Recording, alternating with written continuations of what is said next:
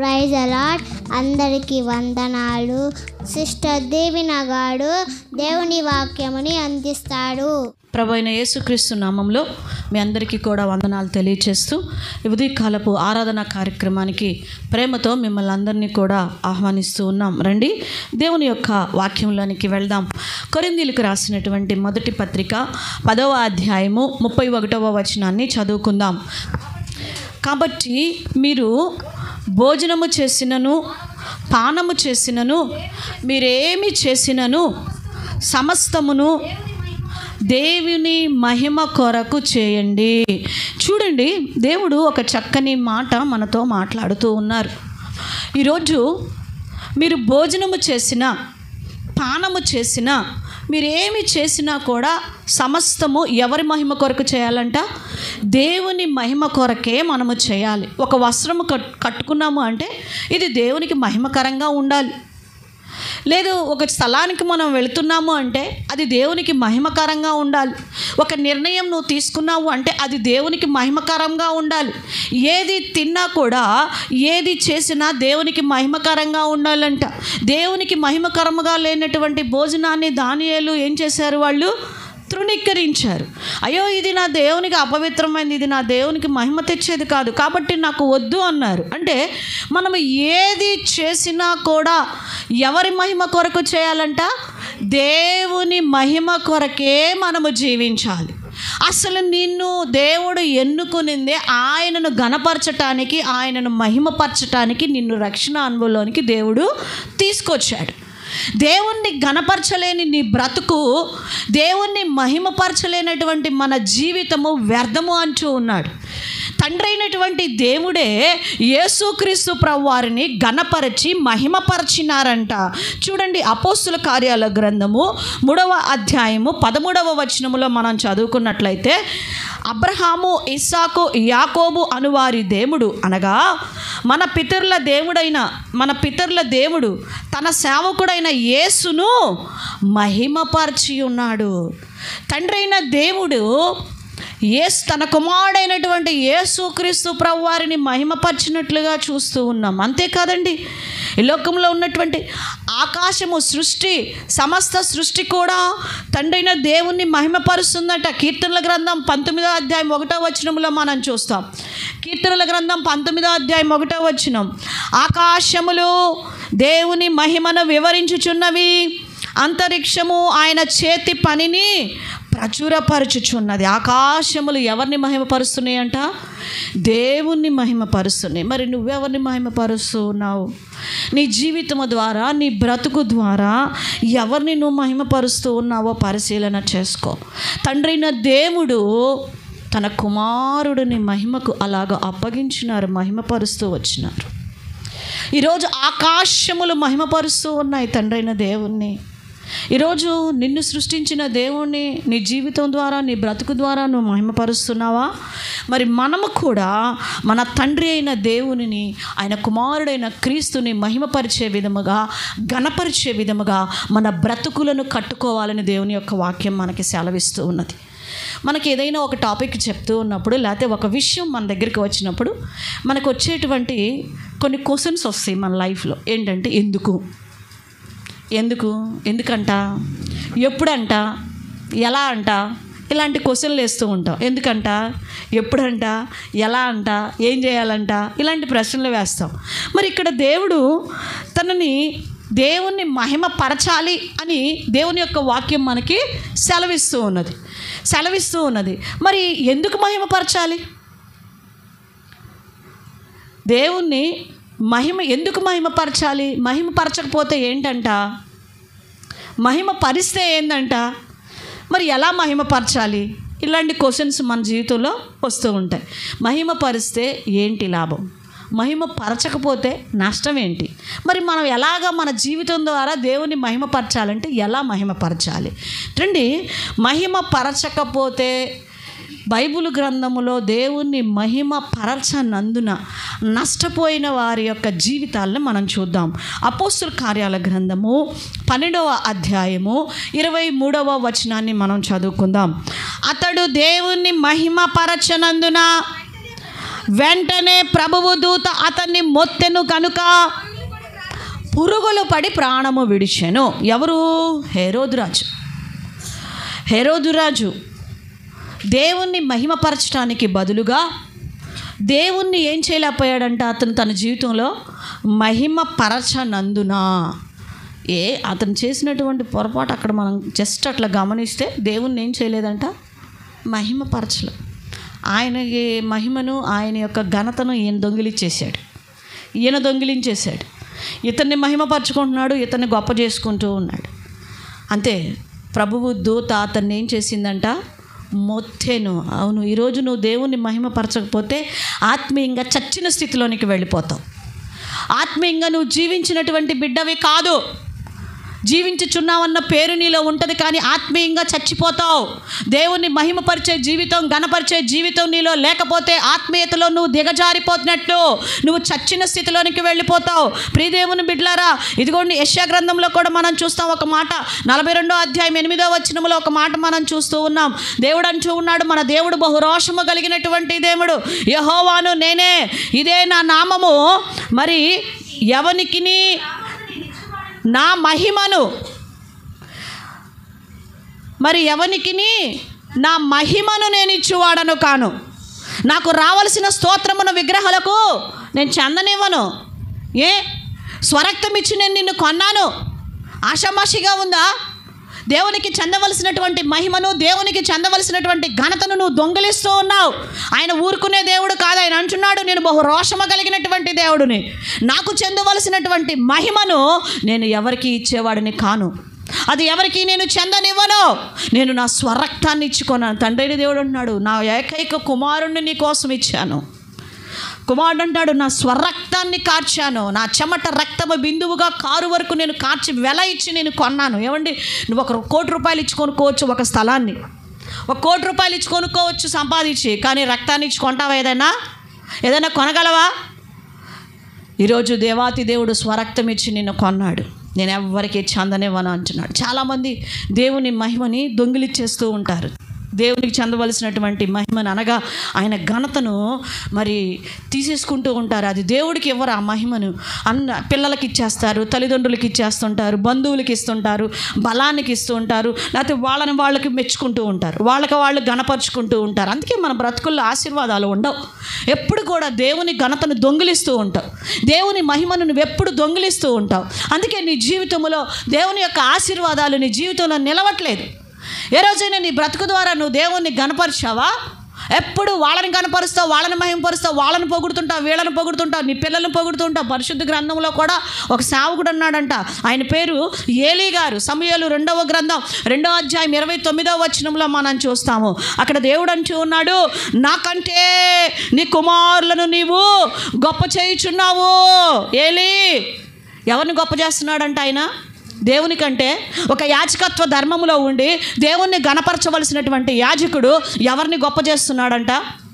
తన పిల్లలను గొప్ప చేయుచూ ఉన్నాడు, తన పిల్లల్ని గొప్ప చేయుచూ ఉన్నాడు. ఆ మహిమను, దేవునికి చెందవలసిన ఘనతను, మహిమను, గొప్పను ఎవరికి ఇస్తున్నాడంటే తన పిల్లలకి ఇచ్చేస్తూ ఉన్నాడు, తన పిల్లలకి స్థానాన్ని ఇస్తూ ఉన్నాడు. జాగ్రత్త, ఈరోజు దేవునికి చెందవలసినటువంటి దాన్ని నువ్వు దొంగిలిస్తున్నావు. ఆయన మహిమని, ఆయన యొక్క సమస్తాన్ని నువ్వు దొంగిలిస్తూ ఉన్నావు నీ బ్రతుకు ద్వారా. ప్రియదేవుని బిడ్డలారా, అంతేకాదు ఇంకా ఆయన్ని పోతే వచ్చే నష్టం ఏమిటో తెలుసా అండి? మనకి తెలుసు, వీరు ఏలీ కుమారులు దేవుణ్ణి గణపరచినందున, ఏలీ దేవుణ్ణి గణపరచినందున వారు చనిపోయినట్లుగా యుద్ధంలో మనం చూస్తాం. ఇశ్రాయేలులో నుంచి దేవుని ప్రభావము పోవటాన్ని మనం చూస్తూ ఉన్నాం. ఈరోజు దేవుణ్ణి మహిమపరచకపోతే ఆత్మీయంగా చచ్చిపోయేటువంటి స్థితికి వెళ్ళటమే కాదు, కానీ దేవుని ప్రభావము కూడా నీలో నుండి వెళ్ళిపోతుంది. అనగా దేవుని శక్తిని కోల్పోతావు. సంసోనులో నుంచి దేవుని ప్రభావం వెళ్ళిపోగానే సంసోను ఏమైనా చేయగలిగాడా అండి? ఏమీ చేయలేకపోయాడు. ఈరోజు నువ్వు దేవుణ్ణి మహిమపరచకపోతే ఆయన ప్రభావము నీ దగ్గర నుంచి వెళ్ళిపోతుంది, నీలో నుంచి వెళ్ళిపోతుంది. ఆయన ప్రభావము నీతో ఉండడానికి ఇష్టపడదు. ప్రియదేవుని బిడ్డలారా, ఈరోజు నువ్వు అనుకుంటున్నావు నా జ్ఞానము, నా బలముతోటి, నా తెలివితేటలతోటి అని అనుకుంటున్నావు. కాదు, ఏదో దేవుణ్ణి మహిమపరుస్తూ దేవుని కొరకు నువ్వు బ్రతుకుతున్నావు కాబట్టి ఇంతవరకు దేవుని కృపతో మనము జీవిస్తూ దేవుని కృపలో బ్రతుకుతూ ఉన్నాం. ప్రియదేవుని బిడ్డలారా, అంతేకాదు మనందరికీ తెలుసు, దేవుణ్ణి గణపరచకుండా తనను తాను గణపరుచుకున్నాడు ఒకడు. ఎవడాడు? ఎవరు అమ్మా? నెబుకద్నెజరు, సాతాను ఇద్దరు కోవకు చెందిన వాళ్ళే. నెబుకద్నెజరు కూడా దేవుడిస్తే ఇదిగో ఇది నా బలము నా ఘనత అన్నాడు. అనగానే దేవుడు ఏం చేశాడు? ఒకటేసాడు. ఏమైపోయాడు? పశువులాగా మారిపోయాడంట. ఒక క్రూర వింత జంతువులాగా అయిపోయాడు. వెళ్ళిపోయి ఏం మేస్తున్నాడంట? గడ్డి మేస్తున్నాడు. దేవుని మహింపరచకపోతే నీ జీవితంలో గడ్డి మేసే పరిస్థితి వస్తుంది, జాగ్రత్త. అంతేకాదు యెషయా గ్రంథంలో 14వ అధ్యాయంలో 12, 13, 14 వచనాల్లోనూ, కీర్తనల గ్రంథం 8వ అధ్యాయము 5వ వచనంలో కూడా మనం చూస్తే మరి అపవాదినంట మహిమా ప్రభావములు దేవుడు వాడికి ధరింప చేశాడంటండి. దేవుడు అపవాదికి ధరింప చేసినాడంట. కానీ సాతాను ఏం చేశాడంటండి? గర్వించి దేవుణ్ణి మహిమపరచక తనను తాను గొప్పవాడు అనుకుంటూ వచ్చాడండి. ఆయనకి నాకు కొద్దిగా సింహాసనమే కదా, ఆఫ్టర్ ఆల్ సింహాసనమే కదా తాడా అని దేవుణ్ణి మహిమపరచడానికి బదులుగా, దేవుణ్ణి గణపరచడానికి బదులుగా అతని జీవితంలో ఆ మహిమను దొంగిలించాడు. గర్వం వచ్చింది. అంతే, దేవుడు ఎక్కడ కూర్చోబెట్టాడంట? వాడిని పాతాళంలో ఒక మూలక ద్రోసేశాడంట. పాతాళంలో ఒక మూలక త్రోసేశాడు.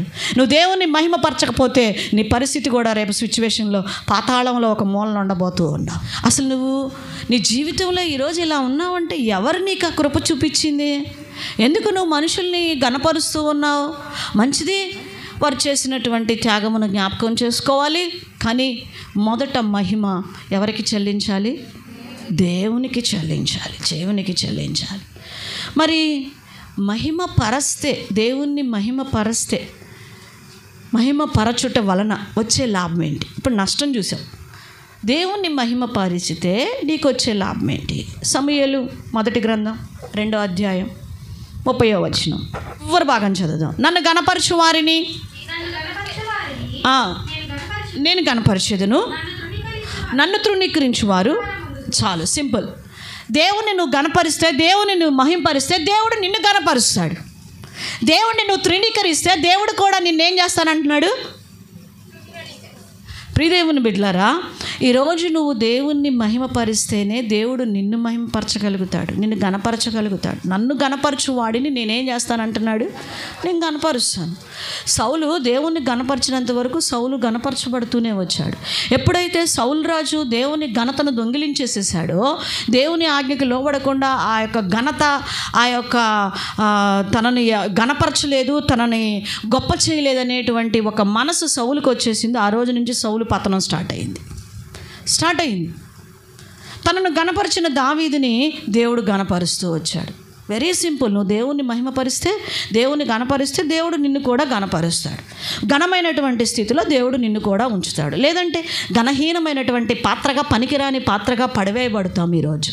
ప్రియదేవుని బిడ్డలారా, అంతేకాదండి, మరి దేవదూత భూమి మీదకి వచ్చినప్పుడు లూకాసు వార్త 2:14 అంటాడు, సర్వోన్నతమైన స్థలములలో దేవునికి మహిమయు, ఆయనకి ఇష్టలైన మనుషులకు భూమి మీద సమాధానము కలుగనగాక అని దేవుణ్ణి స్తోత్రము చేయుచుండెను. ఈరోజు దేవుని నువ్వు మహిమపరిస్తే నీ జీవితంలో సమాధానము, నెమ్మది కూడా నీకు కలుగుతూ ఉన్నది. ఆ విధముగా నువ్వు దేవుని మహిమపరిచేటువంటి స్థితిలో నీవు ఉన్నావా? బైబిల్ గ్రంథంలో, పరిశుద్ధ గ్రంథంలో గనక భక్తుల జీవిత చరిత్రలను గనక మీరు గమనిస్తే, దేవుణ్ణి మహిమపరిచి దేవుణ్ణి గణపరిచిన వారు ఘనహీనులైనట్లుగా కానీ, వారు ఓడిపోయినట్లుగా కానీ, వారి జీవితంలో వారి యొక్క కృంగిపోయినట్లుగా కానీ మనం ఎక్కడా కూడా చూడమండి. వారి జీవితంలో పనికిరాని వారిగా ఉన్నట్లు ఎక్కడా చూడము. దేవుడు వారిని గణపరచటాన్ని మనం చూస్తాం. ఎందుకంటే వారి బ్రతుకుల ద్వారా, వారి మాటల ద్వారా దేవుని గణపరుస్తూ వచ్చారు. కాబట్టి ఈరోజు దేవుడు అంటూ ఉన్నాడు, నీవు నన్ను గణపరచుటలేదు. ఏలీతో చెప్పినటువంటి మాట, ఏలీ దైవ సేవకుడితో చెప్పిన ఆ మాట ఈరోజు మన సెల ప్రార్థనా మందిర సంఘ బిడ్డలతో మాట్లాడుతూ ఉన్నాడు. ఈ వాక్యం వింటున్న సహోదరి సహోదరుడా, నీతో మాట్లాడుతూ ఉన్నాడు. నీవు నన్ను గణపరచక నీ కుమారులను గణపరచుకొనుచున్నావు, గొప్ప చేయుచున్నావు. అవును, ఈరోజు నీవు కూడా దేవుణ్ణి గొప్ప చేయకుండా, దేవుణ్ణి మహిమపరచకుండా నీకు నువ్వే డప్పాలు కొట్టుకుంటున్నావు, లేదా వాళ్ళకి వీళ్ళకి డప్పాలు కొట్టేస్తూ ఉన్నావు, గొప్ప చేస్తున్నావు. ఎంతకాలం నీ జీవితంలో దేవుని మహిమను నువ్వు దొంగిలిస్తావు? సహోదరి, ఒకసారి పరిశీలన చేసుకో సహోదరుడా.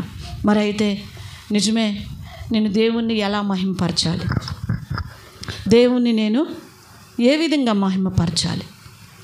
మనకు ఒక ప్రశ్న వస్తుంది, డౌట్ వస్తుంది కదా, ఎలా చేస్తే దేవుడికి మహిమ, ఎలా ఉంటే దేవునికి మహిమ కలుగుతుంది, మనము దేవుణ్ణి ఎలాగా మహిమపరచగలం అనేటువంటి విషయాన్ని మనం చూసినట్లయితే, నీ జీవితంలో పాపములో నుండి, పాత జీవితము నుండి నువ్వు బయటికి వచ్చినప్పుడు మొట్టమొదటిగా దేవునికి మహిమ కలుగుతుంది. హల్లెలూయా.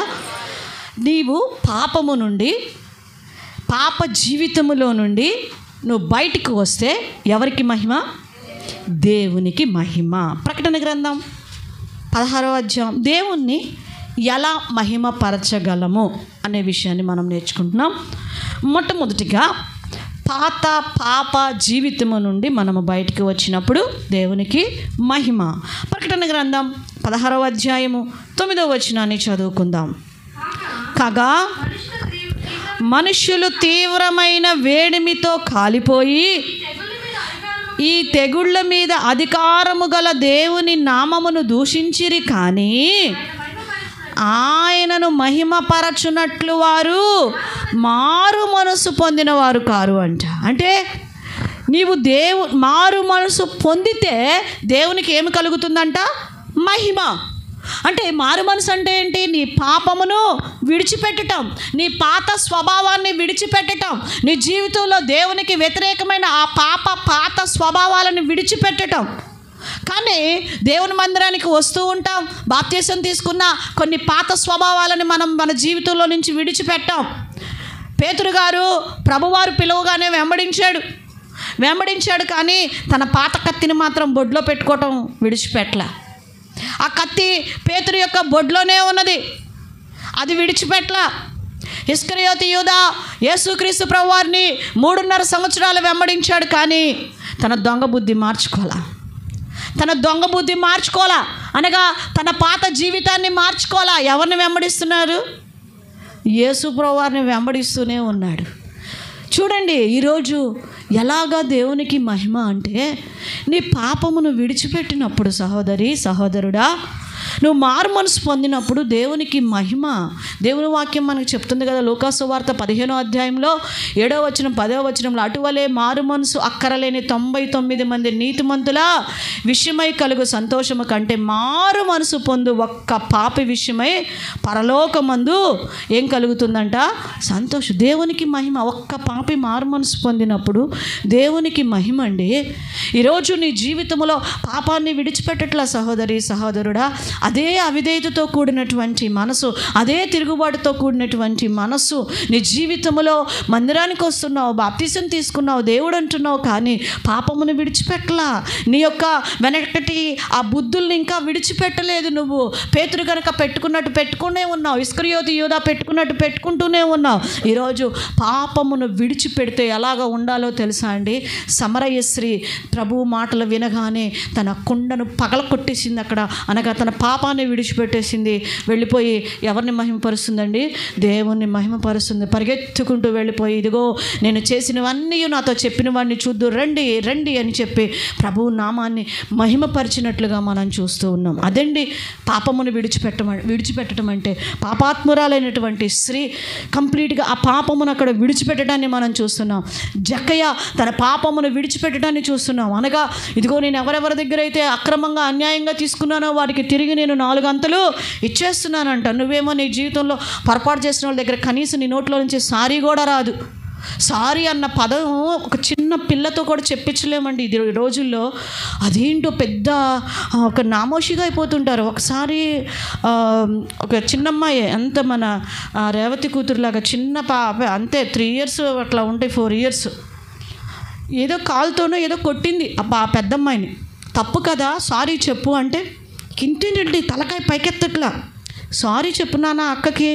నేను చెప్పను. ఆ తలకాయ పైకెత్తట్లేదు. ఆ సారీ చెప్పటంలో మరి ఆమె అంత ప్రెస్టేజ్ ఏది పోతుందో నాకైతే తెలియలేదండి. ఆ చిన్నదానికే చూడండి ఎంత, ఆ పసి పాపకే ఎంత మనసు వచ్చిందో చూడండి. సారీ. నిజమే, కొందరు జీవితాల్లో తప్పుని ఒప్పుకునే మనసే రాదండి. ఎప్పుడు చూసినా ఆ తప్పుని కప్పిపుచ్చుకునేటువంటి మనసు. అందుకే నువ్వు దేవుని మహిమపరచలేకపోతున్నావు. ఏమండి, ఏశావు తన జీవితంలో ఆశీర్వాదాన్ని కోల్పోయాడు. తండ్రి దగ్గర ఆశీర్వాదాన్ని కోల్పోయాడు. ఆశీర్వాదాన్ని కోల్పోయి శాపాన్ని తెచ్చుకున్నాడు. నాన్న ఒకటన్నా ఇవ్వు అంటే అన్ని శాపాలే వచ్చినాయి. ఎవరి మీద కోపం వచ్చిందండి ఏశావుకి?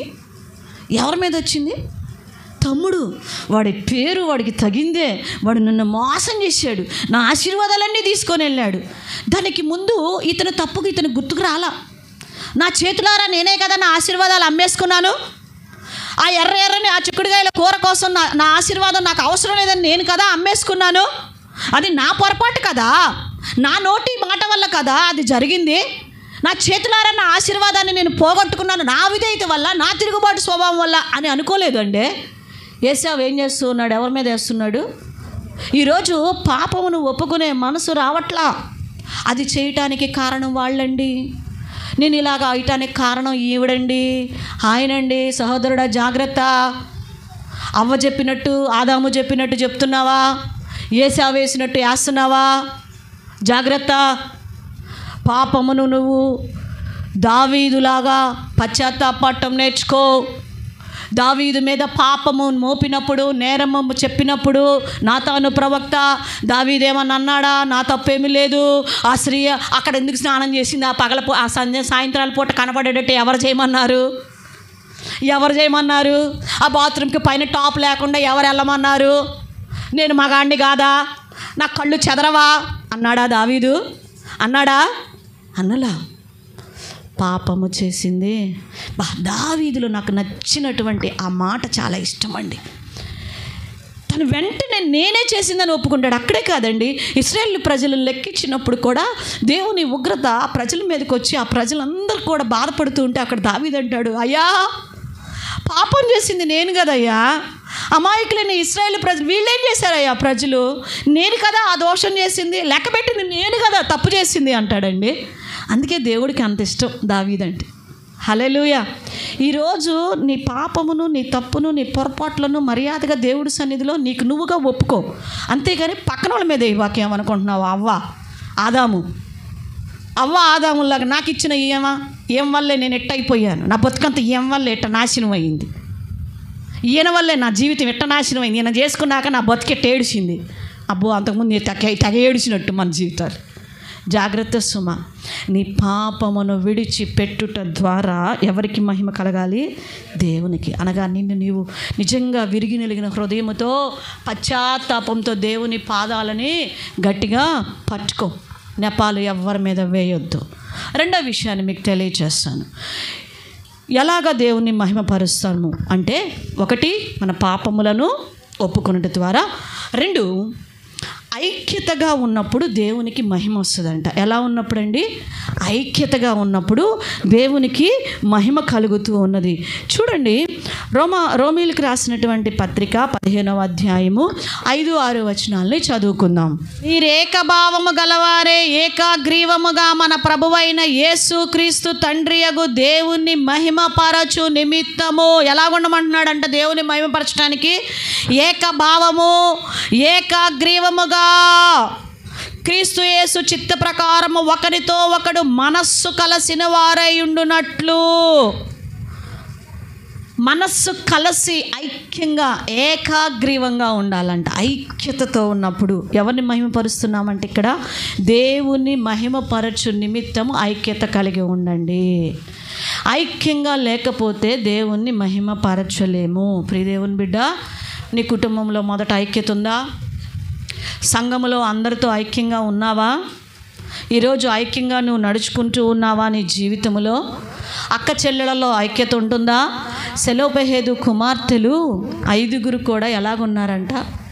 ఐక్యంగా కలిసి ఉన్నారు. ఒకటే మాట మోషే గారితో ఒకటే మాట్లాడుతున్నారు. ఒక్కళ్ళే మాట్లాడుతున్నారు, ఏకీభవిస్తున్నారు. ఒక్కళ్ళే సరే చేస్తామంటున్నారు, అందరూ ఏకీభవిస్తున్నారు చేస్తామని. అంటే వాళ్ళలో ఎంత ఐక్యత ఉందో చూడండి. అందుకే వాళ్ళు అసలు మొట్టమొదటగా స్త్రీలలో స్వాస్థ్యాన్ని పొందుకున్న వాళ్ళు అయ్యారు. హల్లెలూయా. స్త్రీలు ఫస్ట్ స్వాస్థ్యం పొందుకున్న వారు సెలోపెహేదు కుమార్తెలు వస్తున్నారు. ఎందుకంటే వారిలో ఉన్న ఐక్యత. హల్లెలూయా. దేవుణ్ణి మహిమపరచాలి. ఈరోజు ఐక్యంగా ఉండటం వల్ల ఈరోజు భార్యాభర్తల మధ్య ఐక్యత ఉండదు. ఇంకేం మహింపరుస్తారు దేవుణ్ణి అంటారు. ఇది వాళ్ళు ప్రార్థనకి వెళ్తారు కానీ ఎప్పుడు చూసినా ఆ మొగుడు పిల్లలు ఎప్పుడు తన్నుకుంటానే ఉంటారమ్మా, ఎప్పుడు తిట్టుకుంటానే ఉంటారు. ప్రార్థనకి వెళ్తారు, బైబిల్ పట్టుకుంటారు కానీ వాళ్ళ జీవితంలో ఎప్పుడు చూసినా సణుక్కుంటూనే ఉంటారు. కలిసే ఉండరు, భార్యాభర్తలు కలిసి ఉండరు, పిల్లలు తల్లిదండ్రులు కలిసే ఉండరు, వాళ్ళ కుటుంబం అంతా కలిసి ఉండదు. వాళ్ళు నలుగురు అయితే వాళ్ళ ఇంట్లో ఉండేది నలుగురు, 4 దిక్కులమ్మ, వాళ్ళు 4 దిక్కులు ఆలోచనలు వాళ్ళకి అంటూ ఉంటారు. అంటే ఐక్యత లేదు ఈరోజు నీ జీవితంలో, సంఘాలలో ఐక్యత లేదు. దానియేలు, హజర్యా, హనన్యా, మిషాయేలు ఐక్యంగా ఉన్నారు కాబట్టి బబులోనులో వారు ఏం చేయగలిగారు? అక్కడ శ్రమలను జయించగలిగారండి. మేము తినము, దేవునికి వ్యతిరేకమైన ఈ ఆహారము తినమని ఐక్యంగా నిలబడినారు వారు. మేము మ్రొక్కము అని ఆ ముగ్గురు కూడా ఆ బొమ్మకి మ్రొక్కమని నిలబడ్డారు, ఐక్యంగా నిలబడ్డారు. ఈరోజు ఐక్యత లేదు. ఏందంటావా? అయితే ఏందంటా, నేను రాను. వస్తుందా ప్రార్థనకి? నేను రాను. వాళ్ళ ఇంట్లో నా ప్రార్థన మరి నాకు వద్దులే, నేను రానులే. వాళ్ళ ఇంట్లో అయితే నేను రానులే. ఐక్యత లేదండి, సంఘాలలో ఐక్యత లేదా. ఎప్పుడు చూసినా గొడవలు, ఒకళ్ళ మీద ఒకళ్ళ చాడీలు. మరి ఈ మధ్యకాలంలో సంఘాల్లో ఎలాగైపోయిందంటే, దేవుని కృపను బట్టి మన సంఘముల్లో లేదు కానీ అనేక సంఘాల్లో మనం చూస్తూ ఉంటాం.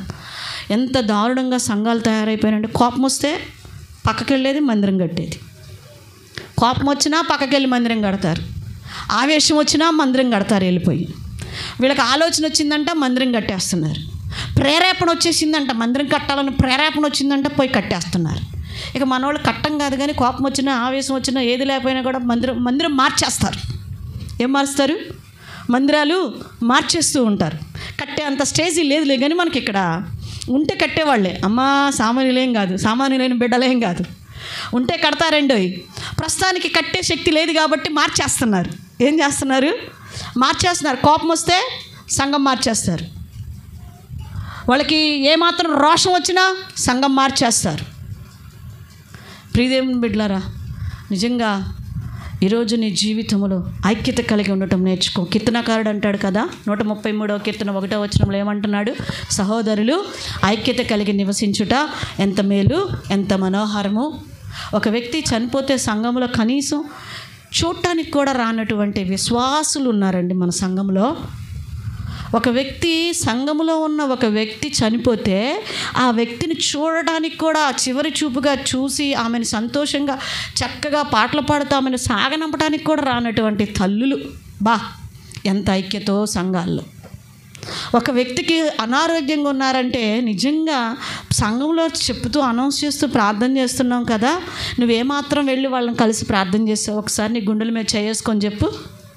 ఎవరిని వెళ్ళి కలిశారో చెప్పండి, ఎవరికి వెళ్ళి ప్రార్థన చేశారు? కనీసం నువ్వు నడవలేకపోతే ఫోన్ అన్నా చేసి అడిగావా వాళ్ళని? ఎంత ఐక్యతో మన సంఘంలో. జాగ్రత్త ప్రియదేవుని బిడ్డ, నువ్వు ఐక్యంగా ఉండటం ద్వారా ఎవరు మహింపరచబడుతున్నారు? దేవుడు. సాతాను పారిపోతాడు నీ దగ్గర నుంచి. 4 ఆవులు కలిసి ఉన్నంత వరకు పులి వచ్చిందా వాళ్ళ మీదకి? ఆవుల మీదకి వచ్చిందా? రాలా. 4 ఆవులు వేరైపోగానే ఎవరు వెళ్ళిపోయాడు? పులిగాడు వచ్చాడు. ఈరోజు ఐక్యత కలిగి ఉండు. ఐక్యత అంటే ఎలా వచ్చేసిద్ది? ఐక్యంగా ఉండమన్నారు కదా అని చేతులు పట్టుకొని ఇలా అంటామా? రాజకీయ నాయకులు ఐక్యంగా అని చేతులు పట్టుకుంటారు. ఒక పార్టీలో వాళ్ళే చేతులు పట్టుకొని చూపిస్తారు, మేము సిద్ధం ఐక్యంగా ఉన్నామని. ఒకటి మనసులో ఇంతంత ఉంటుంది. తర్వాత పక్క పార్టీ వాళ్ళ మీద, వీళ్ళ మీద, ఆ పార్టీలో వాళ్ళ మీదకే ఇంత ఉంటుంది. అది కాదండి. ఐక్యత ప్రేమ ద్వారా కలుగుతుంది. నీలో దేవుని ప్రేమ ఉంటే, క్రీస్తు ప్రేమ ఉంటే ఆటోమేటిక్గా కలిసి ఉండటానికి ఇష్టపడతావు. ఇక్కడే ఆ పక్కన నేను కూర్చొని అంటుంటావే, ఆ సంఘం నా వల్ల కాదు, నీ వల్ల కాదు అంటుంటావు. రేపు పరలోకంలో ఎట్లుంటావు నువ్వు? నాకు అర్థం కాదు. పరలోకంలో ఎలా కూర్చుంటావు మరి? అప్పుడు వాళ్ళ పక్కన కూర్చోనంటే నీకు ఇచ్చే సీట్ ఏంటో తెలుసా? నెక్స్ట్ నీకు ఇచ్చే సీట్ ఉందా పరలోకంలో? నేను ఏడో నా పక్కన నన్ను ఉంచొద్దు అంటే నాకు వచ్చే సీట్ ఏంటో తెలుసా?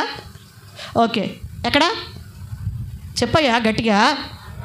వెళ్ళి అక్కడ ఉందమ్మా, మంచి సీట్ ఉంది నీకు, పాతాళంలో పో అంటాడు దేవుడు.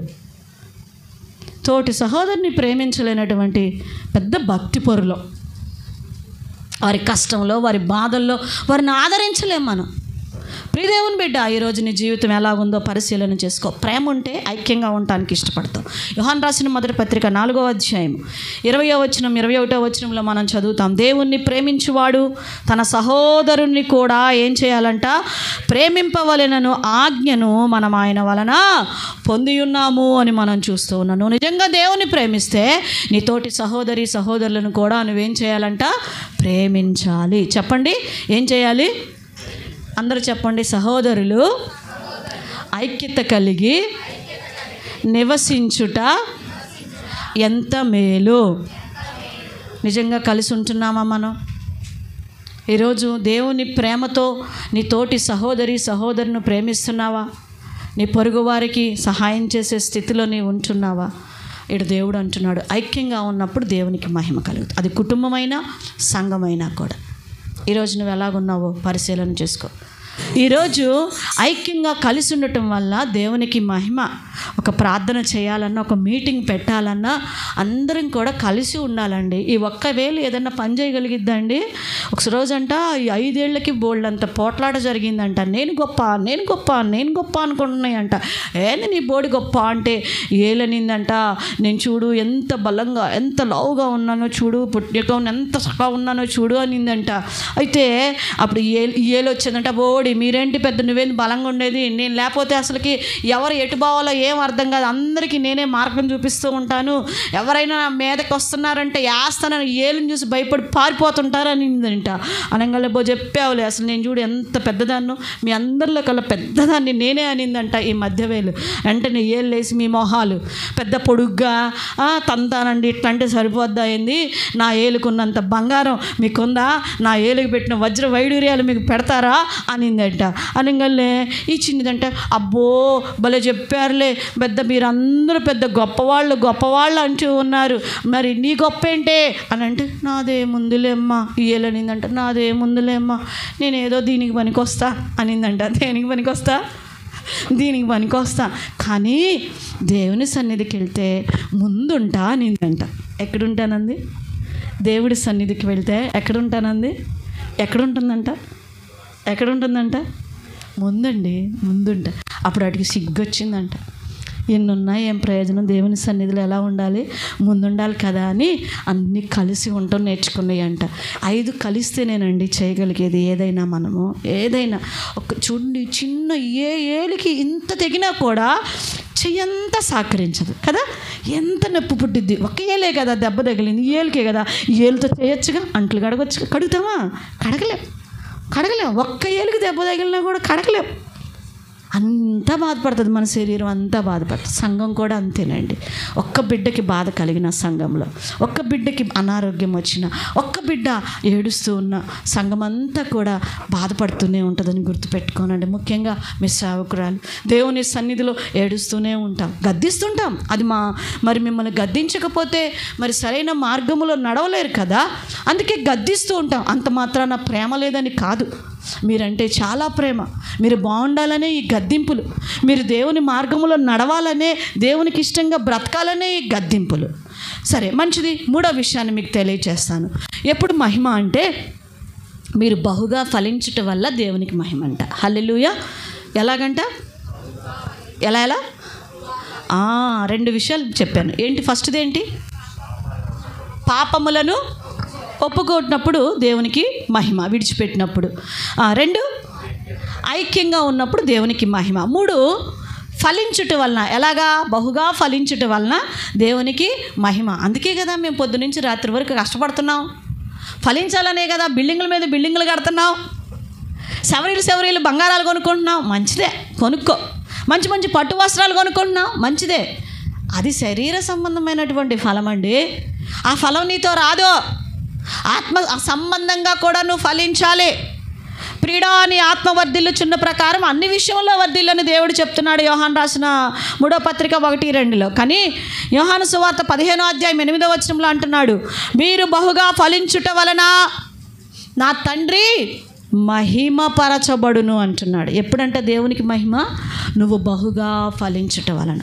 ఎక్కడేసిన గొంగళ అక్కడే ఉంటే ఏమి మహిమ వస్తుంది దేవునికి? రక్షింపబడినప్పుడు సంఘంలో ఎక్కడ కూర్చున్నావో అక్కడే ఉన్నావు. నీ ప్లేస్ మారలా, నీ జీవితం మారలా, ఏమీ మారలా నీ జీవితంలో. ఎలాగా దేవునికి మహిమ? ఏది నీలో ఫలాలు? ఏవి ఎక్కడున్నాయి ఫలాలు? మందిరంలోకి వచ్చిన కొత్తలో ఎలాగున్నావు అలానే ఉన్నావు. ఇంకా చెప్పాలంటే రాటు తేలిపోయి ఉన్నావు ఇప్పుడు. అప్పుడు కొద్దిగా భయం ఉండేది, గౌరవం ఉండేది. చూడగానే ప్రైజ్ లాడక్క, ప్రైజ్ లాడన్నా అని అలా కూర్చునేదానివి, అలా కూర్చునేది. ఇప్పుడు ఇలా ఎలా ప్రైజ్ లాడ్ కూడా ఉండదు. మందిరంలోనికి వస్తా చూస్తా గమనిస్తూ ఉన్న చాలామందిని.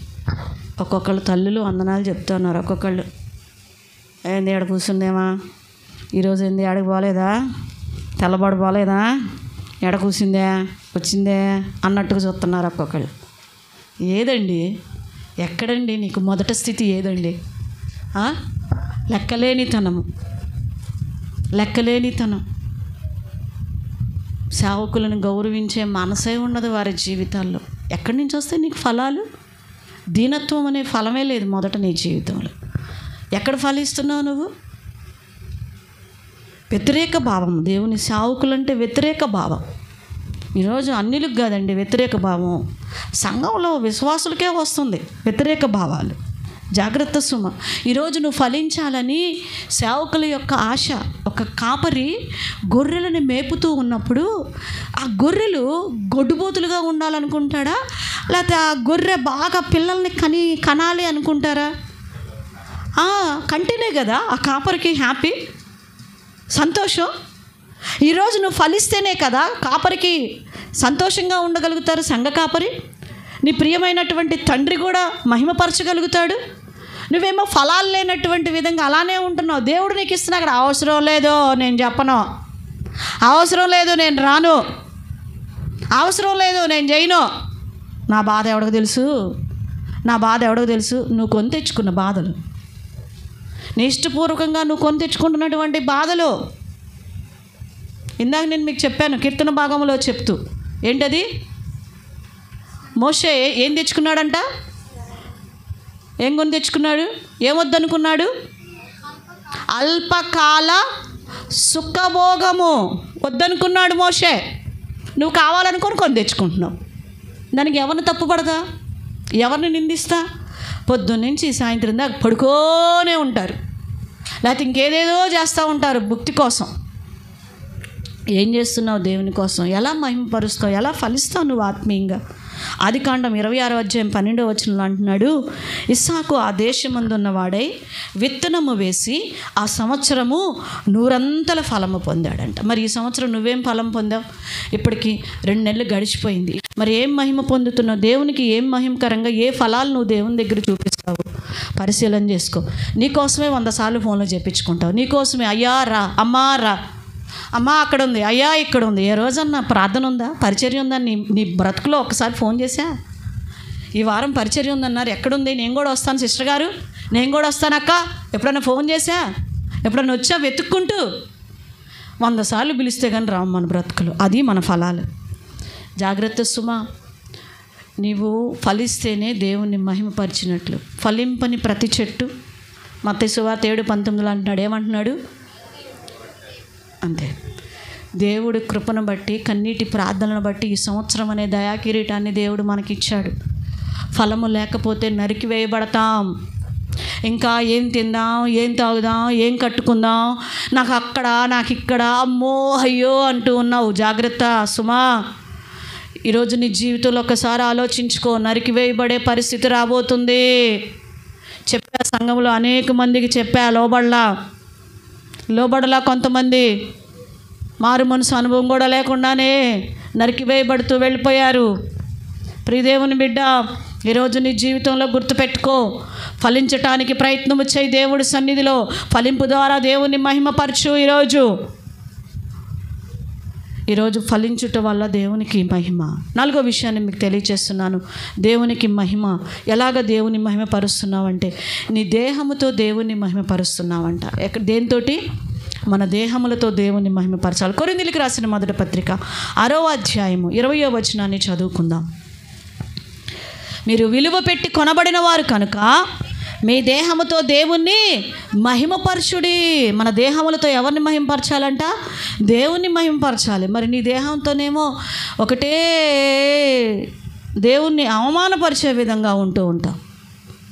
భయంకరమైనటువంటి వస్త్రాలు, ఇవ్వండి మగవాళ్ళు కూడా ఇప్పుడు భయంకరమైన ఫ్యాషన్లు, ఓర్నైనా ఒళ్ళంతా చినిగిపోయిన బొక్కలు పెట్టిన వేసుకుంటూ ఉన్నారు. అన్నీ బొక్కలే. మీరు తక్కువ మేము తక్కువ అన్నట్టు ఆడవాళ్ళు వేసుకుంటూ ఉన్నారు. నీ దేహముతో దేవుణ్ణి మహిమపరచాలి. మన శరీరములను అపవిత్రపరచుకోకూడదు. దేవుని కొరకు మన శరీరములను నలకొట్టుకునే వారిగా ఉండాలి. అంతేకాని ఈ శరీరాన్ని సుఖానికి అప్పగించి దేవుని నామాన్ని అవమానపరిచే వారిగా మనం ఉండకూడదు. కొరింథీయులకు రాసిన మొదటి పత్రిక 6వ అధ్యాయము 18-19 వచనములు అంటూ ఉన్నాడు, జారత్వమునకు దూరముగా పారిపోవుడి. మనుషుడు చేయు ప్రతి పాపమును దేహమునకు వెలుపల ఉన్నది, కానీ జారత్వము చేయువాడు తన సొంత శరీరమునకు హానికరముగా పాపము చేయుచున్నాడు. మీ దేహము దేవుని వలన మీకు అనుగ్రహింపబడి మీలోనున్న పరిశుద్ధాత్మకు ఆలయమై ఉన్నదని మీరు ఎరుగరా? మీరు మీ సొత్తు కాదు, జాగ్రత్త. జారత్వము చేయువాడు సొంత శరీరముతో చేయుచున్నాడు. వ్యభిచారము చేయువాడు జారత్వము చేయువాడు. పెళ్లి కాకుండా జారత్వపు పాపపు ఆలోచనలు, పెళ్ళైన స్త్రీకి వ్యభిచార ఆలోచనలు. నీ శరీరాన్ని అపవిత్రం చేసుకుంటున్నావు.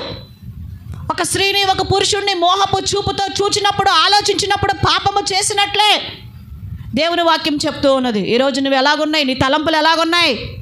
నీ జీవితం ఎలాగున్నది? పరిశీలన చేసుకో. ఈరోజు దీనా ప్రవర్తనను బట్టి, దీనా యొక్క నడకను బట్టి, దీనా యొక్క వస్త్రధారణను బట్టి, దీనా యొక్క అవిధేయతను బట్టి, యవనస్తురాలైన దీనాన్ని బట్టి అనేక మంది యవనస్తులు చనిపోవటానికి కారకురాలైందంట దీన. సహోదరి సహోదరుడా, నీ వస్త్రధారణ, నీ మాట తీరు, నీ యొక్క దేహమును నువ్వు చూపుతున్నటువంటి విధానమును బట్టి ఎంతమంది అమాయకులైనటువంటి క్రీస్తును ఎరగనటువంటి వారు ఆత్మీయతలో దిగజారిపోతున్నారు, ఆత్మీయతలో చచ్చిపోతున్నారు. వారందరూ చనిపోటుకు కారణము నువ్వు కాదా? నీలో ఉన్నటువంటి జారత్వపు మనసు కాదా? నీలో ఉన్న వ్యభిచార మనసు కాదా? ఈరోజు దాన్ని చంపివేయి దేవుడు చెప్తూ ఉన్నాడు.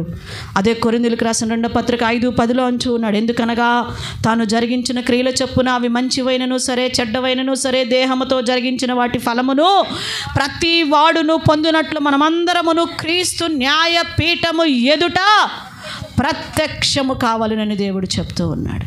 ఈరోజు దేవుని న్యాయపీఠము ఎదుట మనందరము కూడా ఒప్పుకోవలసిన వారముగా, నిలబడవలసిన వారముగా ఉన్నాము. ఈరోజు మనం ఎలా కాపాడుకుంటూ ఉన్నామో పరిశీలన చేసుకో. నీ దేహము ద్వారా దేవుణ్ణి మహిమపరచు, అంతేకాని నీ దేహాన్ని పెంచేసుకో. కొంతమంది అయితే దేవుణ్ణి మహిమపరచట్లేక తిండి ఒకటే తింటుంటారండి. ఏలి అనే దైవ సేవకుడంట స్థూలకాయుడంట, చాలాలా ఉండేవాడంట. పరిశుద్ధ గ్రంథంలో అక్కడ రాయబడి ఉంటుంది, బహుస్థూలకాయుడు అని ఉంటుంది ఆయన. ఆ పీట మీద కూర్చున్నటువంటి వ్యక్తి కూర్చున్నట్లే కుమారులు చనిపోయారు, మందసం పట్టబడింది అనగానే ఎల్లికినబడి చచ్చిపోతాడు. అంటే ఆ బరువు, ఆ వెయిట్ వల్ల. ఈరోజు నీ దేహాన్ని ఆ విధంగా కూడా మనము పాడు చేసుకోకూడదు. తిండి వల్ల, వాటి వల్ల దేహాన్ని కూడా అపవిత్రం చేసుకోకూడదు. దేవుడు అంటాడు, నీ గొంతుకి కత్తి పెట్టుకోమంటూ ఉంటాడు. కొన్నిసార్లు మనము బాగా జాగ్రత్తగా ఉండాలి.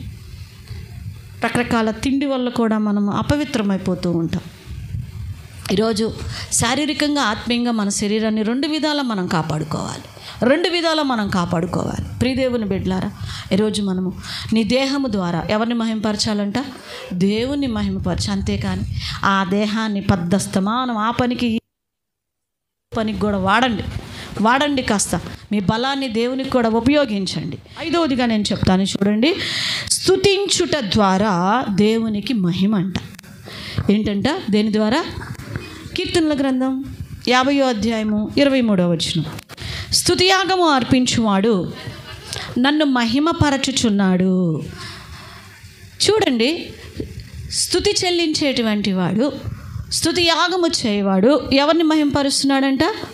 దేవుణ్ణి మహిమపరుస్తున్నాడు. ఈరోజు దేవుణ్ణి స్తుతిద్దామంటే అస్సలు గొంతులు పెగలవండి. ఇంతే, ఈ చెయ్యి కూడా లేగదు. పోలియో వచ్చిన చెయ్యిలాగా, చచ్చిపడిన చెయ్యిలాగా ఉంటుంది అనమాట ఈ చెయ్యి. ఇంతే, ఒక చెయ్యి మీద ఒక చెయ్యి ఇట్ట పడుతుంటుంది. కొంతమంది అయితే ఇది కూడా ఉండదు. ఇంతే, అసలు ఆ స్వరము పెదాలు తెరిచి కొంచెం రానివ్వరండి, రానివ్వరు, దేవుణ్ణి స్తుతించనీరు. అమ్మో ఆ పెదాలు విప్పితే అని అంటారు చూడండి, ముత్యాలు కింద రాలిపోతాయేమోనని భయం వాళ్ళకున్న ముత్యాలు. ప్రార్థన చేయండి అన్నా కూడా అంతేనండి, అంతే. ఏమన్నా స్వరాలు చిన్నయ్యా అంటే అమ్మో వాళ్ళ స్వరాలు చిన్నయేం కాదు, స్వరాలు చిన్నయేం కాదు. ఎంత పెద్ద స్వరాలో అందరికీ తెలుసు, వాళ్ళకు కూడా తెలుసు వాళ్ళ స్వరం ఎంత పెద్దదో మాట్లాడేటప్పుడు. కానీ దేవుణ్ణి స్తుతించే విషయంలో మాత్రము వాళ్ళ స్వరములు తెరవలేకపోతూ ఉన్నారు. ఈరోజు స్తుతించేటువంటి వాడు దేవునిని మహిమపరచుచున్నాడని దేవుని యొక్క వాక్యం సెలవిస్తూ ఉన్నది. ప్రియ దేవుని బిడ్డలారా, ఈరోజు నువ్వు స్తుతించేటువంటి బిడ్డగా, కృతజ్ఞతలు చెల్లించే బిడ్డగా నీవు ఉండాలి. 10 మంది కుష్ఠవ్యాధులు ప్రభువారి దగ్గరికి వచ్చినప్పుడు ఒక్క కుష్ఠవ్యాధి వాడే బాగుపడిన తర్వాత తిరిగి వచ్చాడంట. 10 మందిలో ఒక్కడే వచ్చాడు, గొప్ప శబ్దముతో దేవుణ్ణి మహిమపరుస్తూ వచ్చాడు. మిగతా వారు ఎక్కడా? ప్రభువారు అడుగుతున్నారు, ఎక్కడండి 10 మంది? బాగుపడిన తర్వాత వాళ్ళ సొంత పనులు చేసుకోవడానికి వెళ్ళిపోయారు, పేరు తెచ్చుకోవడానికి కొంతమంది వెళ్ళిపోయారు. కొంతమంది అయ్యో మా వాళ్ళది పెళ్ళి ఉందంట, అమ్మ నేను బాగుపడ్డాక పెళ్ళికి పోతానని వెళ్ళారు కొంతమంది. దేవుడు మంచి కుటుంబాన్ని, భార్యని, భర్తని, ఆరోగ్యాన్ని, ఆయుష్ని దేవుడిస్తే ఆదివారాలు ఎగ్గొట్టి పెళ్ళిళ్ళకి, పేరెంటాలకి, లేకపోతే ఉద్యోగాలకి, లేకపోతే ఇళ్ళు కట్టుకోవడాలు అన్నీ చేసుకోవడానికి పరిగెత్తుతున్నారు ఈరోజు జనాలు. కృతజ్ఞత చెల్లించే స్వభావం లేదు. దేవుని సన్నిధికి వచ్చి నేను కృతజ్ఞత చెల్లించాలి, ఈ వారం అంతా దేవుడు నన్ను కాపాడినాడు, నేను కృతజ్ఞత కలిగి ఉండాలనే మనసు లేదు. ఈరోజు కృతజ్ఞత హీనులైపోతూ ఉన్నారు.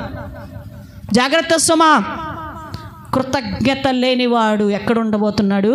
పాతాళములోకి వెళ్ళిపోతూ ఉన్నాడు. నీ జీవితంలో కృతజ్ఞత లేదు దేవుడి విషయంలో. ప్రకటన గ్రంథం 19వ అధ్యాయం 7వ వచనంలో అంటూ ఉన్నాడు.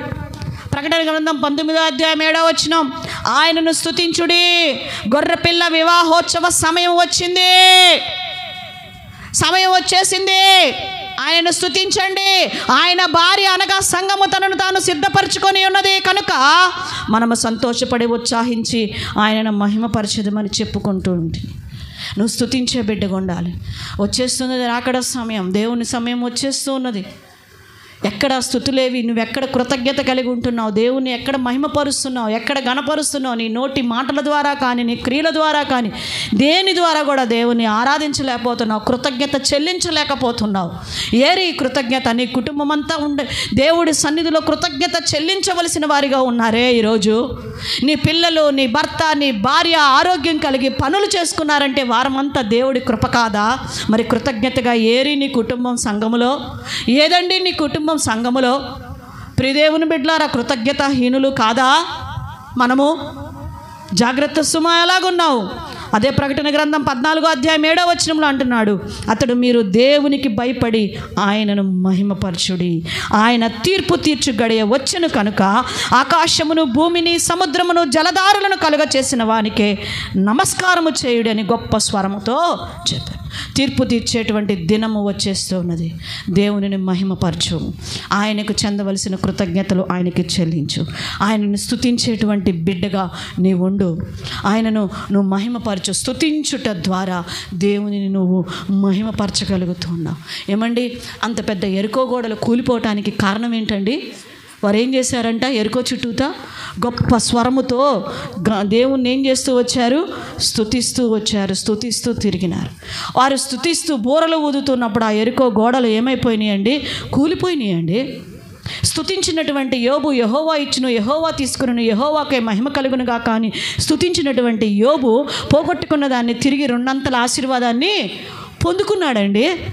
ఈరోజు నీ జీవితంలో దేవుణ్ణి స్తుతుల ద్వారా మహిమపరచలేకపోతూ ఉన్నావు, స్తుతించలేకపోతున్నావు. పోగొట్టుకున్న యోబు దేవుణ్ణి స్తుతించాడు, పట్టుకోవడానికి ఇశ్రాయేలీలు స్తుతించారు. నీకేం అన్నీ ఉండి స్తుతించలేకపోతున్నావు, దేవుణ్ణి గణపరచలేకపోతున్నావు. చూడండి, వారాలు వారాలు దేవుని సన్నిధి మానేసినటువంటి గన్రాండ్రులు ఉన్నారు మనకి. ప్రియదేవుని బిడ్డలారా, ఫోన్ చేయగల ఇదిగో వచ్చేస్తున్నాం అంటారండి. వీళ్ళనే మనం నడిపిస్తూ ఉంటే ఇక కొత్త ఆత్మలను మనం ఎలా సంపాదించగలుగుతాం ఈరోజు? ఒకసారి పరిశీలన చేసుకోండి. ప్రియదేవుని బిడ్డ, మనము దేవుణ్ణి స్తుతించేవారిగా, దేవుని సన్నిధిలో మనము లోబడేవారముగా మనం ముందుకు వెళ్ళిపోతూ ఉందాం. మనం దేవుని సన్నిధిలో మనం ముందుకు వెళ్ళిపోతూ ఉండాలి. ఆత్మలను సంపాదించేటువంటి వారముగా మనకి ముందుకు వెళ్ళిపోతూ ఉండాలి. ప్రియదేవుని బిడ్డ, ఈరోజు మనం ఎలా ఉన్నామో పరిశీలన చేసుకుందాం. కీర్తనల గ్రంథం 50వ అధ్యాయం 15వ వచనంలో మనం చూసుకున్నట్లయితే, ఆపత్కాలమున నీవు నన్ను గూర్చి మొరపెట్టు, నేను నిన్ను విడిపించేదను, నీవు నన్ను ఏం చేస్తావు? మహిమపరుస్తావు అంటున్నాడు. అంటే దేవుని సన్నిధిలో మొరపెట్టుట ద్వారా దేవునికి మహిమ కలుగుతున్నది. హల్లెలూయా. నువ్వు మొరపెట్టే బిడ్డగా ఉన్నప్పుడు దేవునికి మహిమ. ప్రార్థన చేయలేనివాడు దేవుణ్ణి మహిమపరచలేడు. ఈరోజు మనము దేవుణ్ణి మహిమపరిచే వారముగా మనము, మన సంఘము, మన కుటుంబాలు ఉండునుగాక. ఆమేన్. హల్లెలూయా. ఈరోజు మనందరము కూడా దేవుణ్ణి మహిమపరిచే వారిగా ఉందుముగాక. ఆయన చెప్పిన ఒక మాట మరలా జ్ఞాపకం చేసుకుందాం. నా మహిమను, నా ఘనతను మరొకరికి నేను చెందనివ్వను అంటూ ఉన్నాడు. అది ఎలాగైనా సరే మన దేవునికే చెందునుగాక. ఆ విధముగా నీ బ్రతుకు, నీ జీవితం మార్చుకుందుముగాక. మోకరించండి, ప్రార్థన చేసుకుందాం. ప్రభు సన్నిధిలో ప్రార్థన చేసుకుందాం. పరిశుద్ధుడా, ప్రేమ కలిగిన మా తండ్రి, నీకు వందనాలు. ఈరోజు నాయనా, మేము భోజనము చేసినను, పానము చేసినను నిన్ను మహిమపరిచేవారిగా మేము ఉండాలంటున్నాం. నిజమే, ఈరోజు తండ్రి మీరు కుమారుని మహిమపరిచినారు. ఆకాశములు నాయన మిమ్మల్ని మహిమపరుస్తూ వచ్చినాయి, కానీ నాయన మేము మిమ్మల్ని మహిమపరచలేకపోతున్నాం. మీ మహిమను మేము దొంగిలిస్తూ ఉన్నాం. ఇదిగో ఆ ఏలీ నాయన ఏ విధంగా తన బిడ్డలను గణపరుచుకున్నట్లుగా మీకు చెందవలసిన మహిమను మా బంధువులు కానీ, తల్లిదండ్రులు కానీ నాయన, ఇదిగో తోటివారి కానీ ఆ మహిమను ఇచ్చేస్తున్నాం, గణపరుస్తున్నాయన. నీ మహిమను మేము పాడు చేస్తున్నాం, దొంగిలిస్తున్నాం. ప్రభా, మమ్మల్ని క్షమించండి అయ్యా. నిన్ను మహిమపరచనందున హేరోదు రాజు పురుగులు పడి చనిపోయినాడంట ప్రభా. ఆత్మీయతలో మేము చచ్చిన వారం అయిపోతాం కదా నాయన. నిన్ను మహిమపరచలేనటువంటి వారు నాయన, సాతాను పాతాళంలోనికి వెళ్ళిపోయాడు నా ప్రభా నాయన. అయా, నిన్ను మహిమపరచనందున ప్రభావం వారిలో నుంచి వెళ్ళిపోయిందంట. అలాంటి స్థితిలో మేము ఉండకూడదు ప్రభా. నన్ను గణపరచు వారిని నేను గణపరుస్తానన్నారు. నిన్ను గణపరిచేవారిగా మేము ఉండటానికి మాకు సహాయం చేయండి. నిన్ను గణపరిచే వారికి ఎంతో నెమ్మది కలదన్నారు ప్రభా. నిన్ను గణపరిచి మహిమపరిచే కృపను మాకు దయచేయండి నా ప్రభా. అవును, మేము పాపములను విడిచిపెట్టి నాయన ఐక్యత కలిగి నా ప్రభా నాయన బహుగా నీ కొరకు మేము ఫలిస్తూ నా ప్రభా నాయన మా యొక్క జీవితాలలో నా ప్రభా నాయన నిన్ను మహిమపరిచే వారముగా మేము ఉండడానికి మాకు సహాయము దయచేయండి. మా దేహముల ద్వారా మిమ్మల్ని మహిమపరిచేటువంటి వారముగా నా ప్రభా, ఇదిగో నిన్ను స్తుతించుట ద్వారా నిన్ను మహిమపరిచే వారముగా, ప్రార్థించుట ద్వారా, నీకు ఇచ్చుట ద్వారా నిన్ను మహిమపరిచే వారముగా మేము ఉండడానికి సహాయము దయచే. ఇంకా ఏ విధముగా నిన్ను మహిమపరచాలో, ఏ విధముగా నిన్ను ఘనపరచాలో నేను దినదినము మమ్మల్ని మేము నాయన మీ సన్నిధిలో నలకొట్టుకుంటూ సిద్ధపరచుకునే వారిగా మేము ఉండడానికి సహాయము దయచేయండి. నిన్ను మహిమపరచలేకపోవటం వల్లే మా జీవితాలలో ఆశీర్వాదాలను మేము కోల్పోతూ ఉన్నాం ప్రభా నాయనా. ఇదిగో ఈ వాక్యం విన్న ప్రతి బిడ్డ నిన్ను గణపరిచే బిడ్డగా ఉండి ఆశీర్వదించబట్టుకు మీరే కృప చూపి నడిపించమని యేసు నామములో ప్రార్థిస్తున్నాం తండ్రి.